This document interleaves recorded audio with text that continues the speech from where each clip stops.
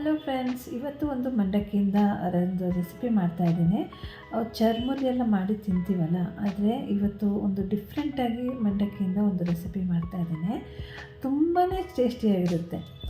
ಬನ್ನಿ ಹೇಗೆ ಮಾಡೋದು ಅಂತ ನೋಡೋಣ. ಆದರೆ ಅದಕ್ಕೂ ಮೊದಲು ನನ್ನ ಚಾನಲ್ನ ಬೇಗನೆ ಸಬ್ಸ್ಕ್ರೈಬ್ ಮಾಡಿ ನನಗೆ ಸಪೋರ್ಟ್ ಮಾಡಬೇಕು. ಓಕೆ, ಈಗ ರೆಸಿಪಿ ಸ್ಟಾರ್ಟ್ ಮಾಡ್ತೀನಿ. ಫಸ್ಟ್ ಇಲ್ಲಿ ನಾನು ಒಂದು ಬಾಣಲಿಯಲ್ಲಿ 2 ಟೇಬಲ್ ಸ್ಪೂನಷ್ಟು ಎಣ್ಣೆ ಹಾಕ್ಕೊಂಡಿದ್ದೀನಿ. ಎಣ್ಣೆ ಬಿಸಿ ಆದಮೇಲೆ ಅದಕ್ಕೆ ಶೇಂಗಾ ಬೀಜ ಹಾಕ್ಕೊಂಡಿದ್ದೀನಿ, ಕಡಲೆ ಬೀಜ.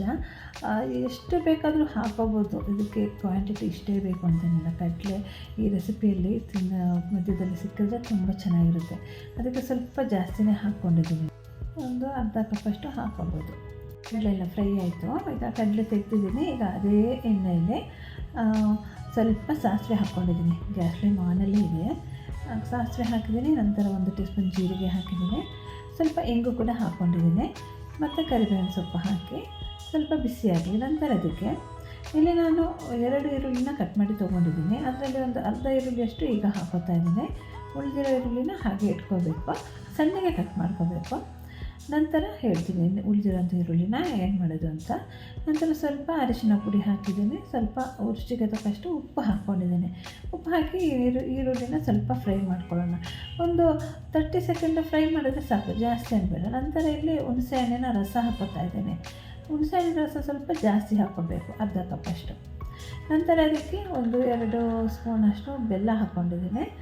ನಂತರ ಖಾರ ಜಾಸ್ತಿ ಬೇಕು ಅಂದರೆ ರೆಡ್ ಚಿಲ್ಲಿ ಪೌಡರ್ ಜಾಸ್ತಿ ಹಾಕೋಬೋದು. ನಾನೀಗ ಒಂದು ಅರ್ಧ ಟೀ ಸ್ಪೂನಷ್ಟು ಹಾಕಿದ್ದೀನಿ. ನಂತರ ಇದನ್ನೆಲ್ಲ ಚೆನ್ನಾಗಿ ಮಿಕ್ಸ್ ಮಾಡಿ ಚೆನ್ನಾಗಿ ಕುದಿಯಕ್ಕೆ ಬಿಡಬೇಕು. ಸ್ವಲ್ಪ ಡ್ರೈ ಆದಾಗ ಆಗುತ್ತೆ ನೋಡಿ. ಚೆನ್ನಾಗಿ ಮಿಕ್ಸ್ ಮಾಡ್ಕೊತಾ ಬೇಯಿಸ್ಕೊತಾ ಇದ್ದೀನಿ ನೋಡಿ. ಚೆನ್ನಾಗಿ ಕುದಿಬೇಕು, ಸ್ವಲ್ಪ ಡ್ರೈ ಆಗುತ್ತೆ ನೋಡಿ, ತಿಕ್ಕಾಗುತ್ತೆ. ಈ ಥರ ಆಗಬೇಕು ನೋಡಿ. ನೋಡೋಕ್ಕೆ ಎಷ್ಟು ಚೆನ್ನಾಗಿ ಕಾಣ್ತಿದೆಯಲ್ಲ, ಟೇಸ್ಟು ತುಂಬ ಚೆನ್ನಾಗಿರುತ್ತೆ. ಈಗ ಇದಕ್ಕೆ ಮಂಡಕ್ಕಿನ ಹಾಕೋತಾ ಇದ್ದೀನಿ. ಇದನ್ನು ನಾನಿಲ್ಲಿ ಒಂದು 3-4 ಕಪ್ಪಷ್ಟು ಮಂಡಕ್ಕಿನ ಹಾಕೋತಾ ಇದ್ದೀನಿ. ಈಗ ಇದಕ್ಕೆ ಉಳಿದಿರೋಂಥ ಈರುಳ್ಳಿನ ಕಟ್ ಮಾಡಿ ಇಟ್ಕೊಂಡಿದ್ನಲ್ಲ, ಅದನ್ನು ಈಗ ಹಾಕೋತಾ ಇದ್ದೀನಿ. ನಂತರ 1-2 ಟೊಮ್ಯಾಟೊನ ಸಣ್ಣಗೆ ಕಟ್ ಮಾಡಿ ಹಾಕೋತಾ ಇದ್ದೀನಿ. ಮತ್ತು ಸ್ವಲ್ಪ ಧನಿಯಾ ಸೊಪ್ಪನ್ನ ಹಾಕೋಬೇಕು. ಮತ್ತು ಕಡಲೆ ಫ್ರೈ ಮಾಡಿ ಇಟ್ಟಿದ್ದೆಲ್ಲ ಅದನ್ನು ಈಗ ಹಾಕೋತಾ ಇದ್ದೀನಿ.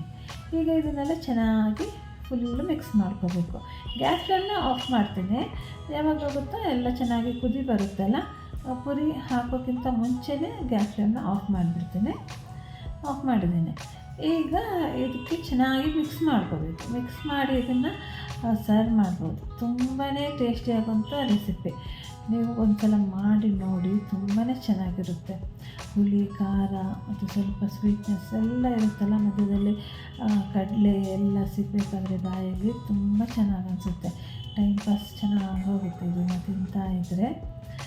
ನೀವು ಮಾಡಿ ನನಗೆ ಕಾಮೆಂಟ್ ಮಾಡಿ ತಿಳಿಸಿ. ಮತ್ತು ಈ ವಿಡಿಯೋ ಇಷ್ಟ ಆಗಿದೆ ಥಮ್ಸ್ ಅಪ್ ಕೊಡಿ. ಮತ್ತು ಸಬ್ಸ್ಕ್ರೈಬ್ ಮಾಡೋದನ್ನಂತೂ ಮರಿಬೇಡಿ. ತಪ್ಪದೆ ಸಬ್ಸ್ಕ್ರೈಬ್ ಮಾಡಿ ನನಗೆ ಸಪೋರ್ಟ್ ಮಾಡಬೇಕು.